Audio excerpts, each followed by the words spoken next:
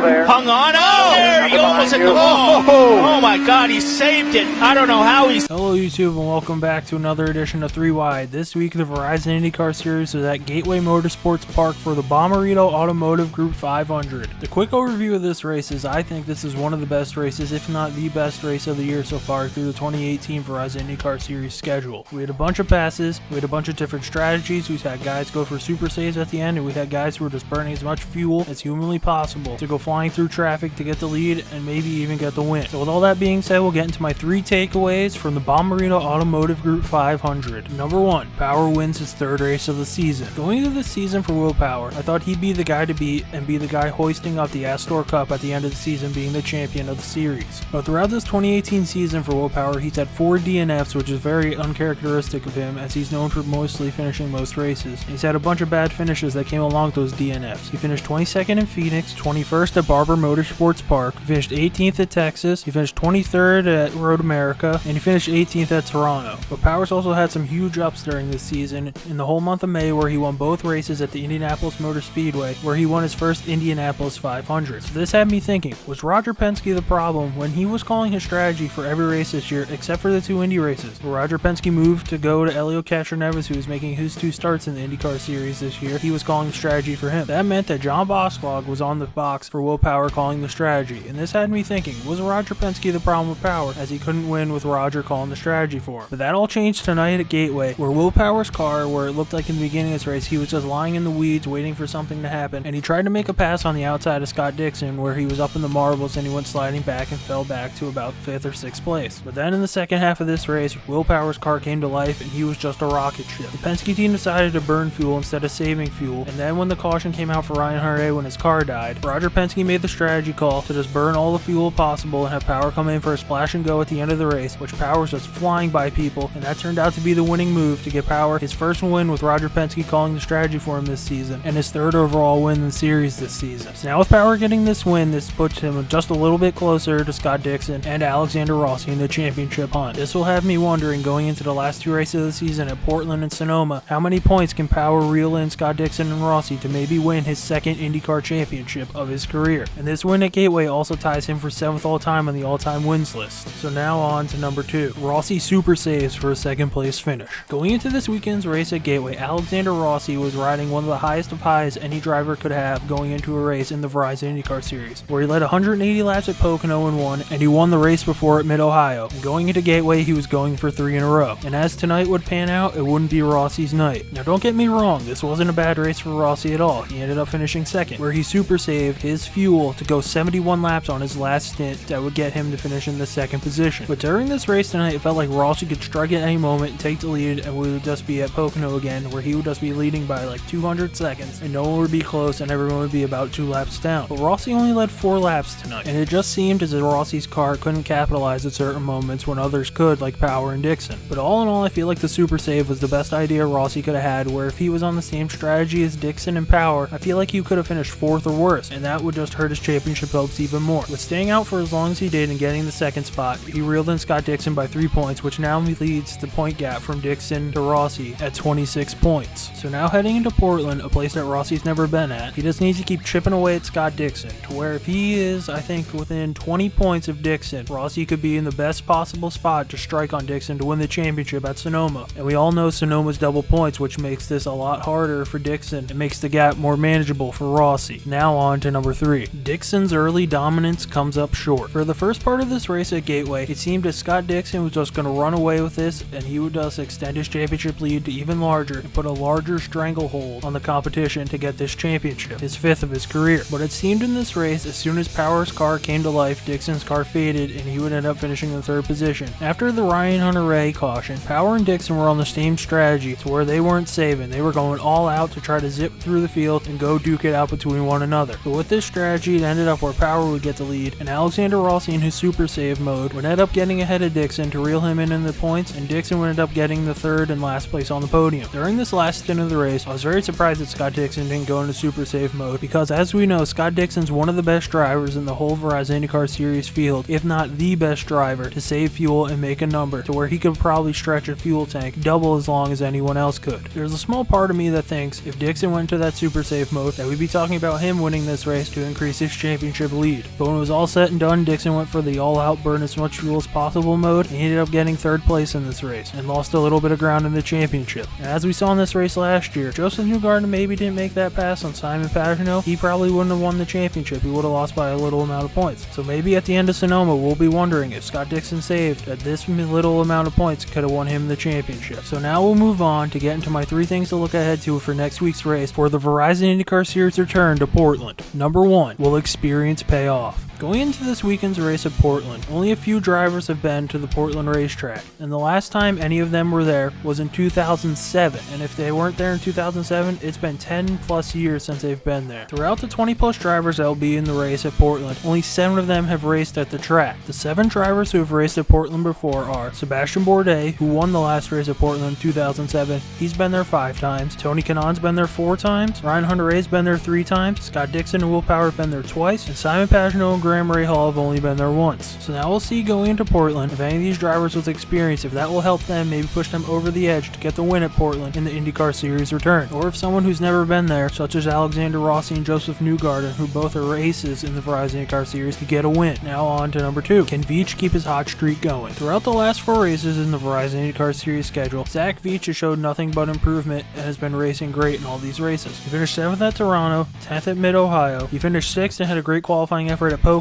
and he finished 5th in the race at Gateway. Going into this race at Portland, I wouldn't be surprised if Zach Veach gets a podium. It seems that Zach Veach has improved. He's just went from a guy who ran an IndyCar to one of the guys who can maybe crack through and do something special in these next couple weeks as the IndyCar Series winds down, and maybe build some momentum going into next season. Now on to number 3. Can Power have a Herculean effort to close in on a championship? With Will Power getting this win at Gateway, we'll see if he can ride that wave of momentum into potentially going from 3rd to 1st in the championship and winning his 2nd career title in the IndyCar Series. With Power previously having experience at Portland, where in the 2 races he's been in 2006 he finished 18th, and in the last race at Portland he finished 4th. Maybe that experience can put him over the edge, and maybe he'll put on one of his Will Power dominating performances on a road course. And as we know, at Sonoma, if Will Power's within striking distance, he's won there 3 times, and last year he finished 3rd in the race. And if Power can get into striking distance, this maybe could be Penske's revenge on Ganassi for when Scott Dixon won the championship in 2015 over Juan Pablo Montoya, where the double points played a huge role in the race, where Scott Dixon scored 103 points and Juan Pablo Montoya scored 56 points. And the championship ended up being tied at 556 points, and it came down to the tiebreaker of wins, which Scott Dixon's win at Sonoma put him at 3 wins, and he ended up walking away with the championship. So maybe, just maybe, if Power can get on one of his rolls and Dixon and Rossi have problems, that this win for Penske, potentially getting the championship away from the Ganassi team, could just add a notch in their belt into their historic open wheel rivalry. So that'll do it for 3 Wide this week. Leave your thoughts about Gateway in the comments section below, and what you're looking ahead to for Portland in the IndyCar Series return to the track. And if you like this video, leave a like, and if you like what I'm doing here, hit the subscribe button. And thanks for watching.